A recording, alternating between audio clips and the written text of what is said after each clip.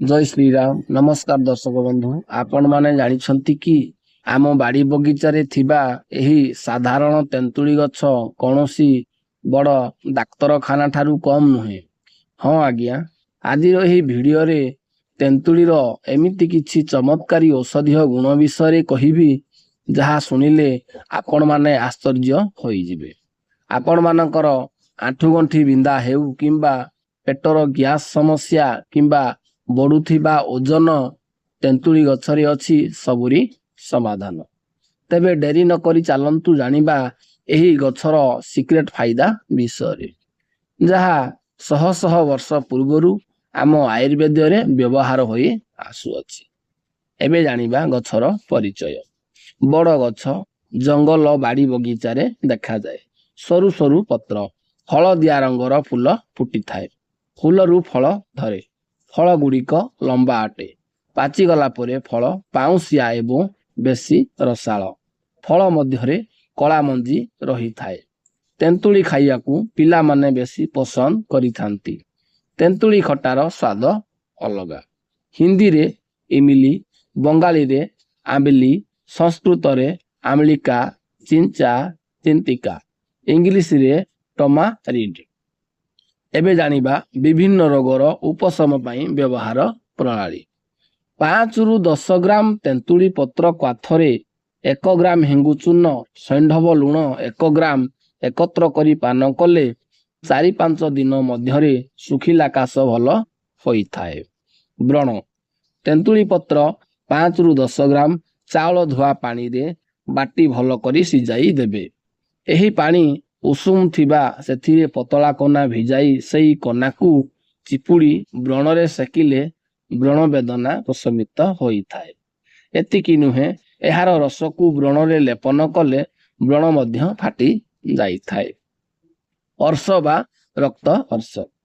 नूतन अंकुरित तेंतुली चारार पत्र 10 रु 15 ग्राम क्वाथ प्रतिदिन थरे लेखाएं सेवन कले 4-5 दिन मध्यरे रक्तामय स्र प्रशमित होई थाए। तेंतुली चोपा सहित मंजी को चूर्ण 2 रु 3 ग्राम नहीं दही सहित प्रतिदिन थरे लेखाए 1 सप्ताह पर्यंत पान कले रक्तस्राव बंद होई थाए।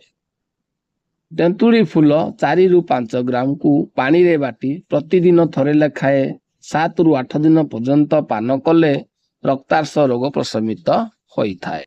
बयस 6। तेंतुली मंजी 10 रु 12 टी सहित कला जीरा 1 रु 2 ग्राम एकत्रित करी पानी रे चिकन करी बाटी देबे। ताकू छौ परे लगाइले अल्प दिन मध्यरे छौ भल होई थाए। चक्षु रोग तेंतुली पत्र क्वाथरे आखि धोइले आखि धरा रोग अति शीघ्र निवृत्त होई थाए।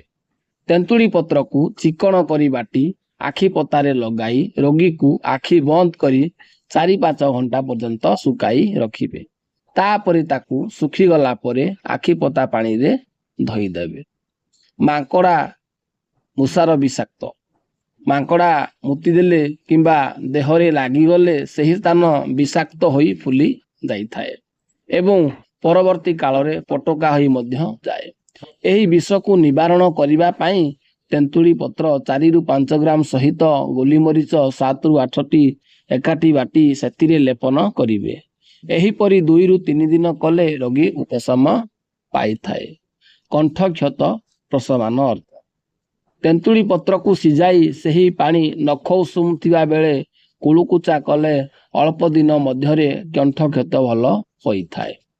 फुला एबा व्यथा तेंतुली बा तेंतुली फूल एपरी की कंचा तेंतुली को बाटी उषुम करी लेपन कले सप्ताहक मध्यरे देहर फुला व्यथा प्रशमित होई थाए। तृष्णा निवारण नबात किंबा चीनी पणारे तेंतुली मंड 4 रु 5 चामच डालिंब रस 3 रु 4 चामच मिसाई सेथिरे श्रीकर्पूर अल्प 1 वा 2 चिमुटा गुंड पान कले तत्क्षणात तृष्णा निवारित होई थाए। परिस्रा पोड़ा तेंतुली मंजी को उपुड़ी तार शस को चबाई खाइले परिस्रा पोड़ा प्रशमित होई थाए। पोड़ा एवं जला कौनसी स्थान पोड़ी गले तेंतुली पत्र बटा किंबा तेंतुली मंड को लेपन कले जला ଉପଶମ ହୋଇଥାଏ। ଶୁଖିଲା ତେନ୍ତୁଳି ଛାଲି ପୋଡ଼ି ପାଉଁଶ କରିଦେବେ। ପୋଡ଼ା ଘା ଉପରେ ମରା ନଡ଼ିଆ ତେଲ ଲଗାଇ ତା ଉପରେ ଏହି ପାଉଡର ବୋଳିଦେଲେ ପୋଡ଼ା ଘା ଶୀଘ୍ର ଶୁଖିଯାଇଥାଏ। ଅରୁଚି ତେନ୍ତୁଳି ପତ୍ର ବା ଫଳକୁ କଞ୍ଚା ଲଙ୍କା ଲୁଣ ଏବଂ ଗୁଡ଼ ଦେଇ ଚଟଣି କରି ଖାଇଲେ ଅରୁଚି ରୋଗ ପ୍ରଶମିତ ହୋଇଥାଏ। ଆଣ୍ଠୁ ଗଣ୍ଠି ବାତ ବାତ ରୋଗର ପ୍ରଥମ ଅବସ୍ଥାରେ ତେନ୍ତୁଳି ପତ୍ର ସିଝାଇ ସେହି ପାଣିକୁ ତଉଲିଆରେ ଭିଜାଇ ଚିପୁଡ଼ି ବାମ୍ଫ ଦେଇ ରୋଗୀ ଉପଶମ ହୋଇଥାଏ। ତେନ୍ତୁଳି ପତ୍ରକୁ ପାଣିରେ ବାଟି ସେଥିରେ କିଛି ସୋଡ଼ା ପକାଇବେ। ଭଲ କରି ତାକୁ ମିଶାଇ ଲେପନ କଲେ ଆଣ୍ଠୁ ଗଣ୍ଠି ବାତ ମଧ୍ୟ ଭଲ ହୋଇଥାଏ।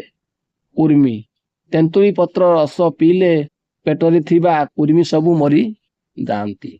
କୋଷ୍ଠକାଠିନ୍ୟ ପାଚିଲା ତେନ୍ତୁଳି ପାଣିରେ ଭିଜାଇ ସେଥିରେ ଅଳ୍ପ ଗୁଡ଼ ମିଶାଇ ପିଇଲେ ପେଟ ସଫା ହୋଇଥାଏ।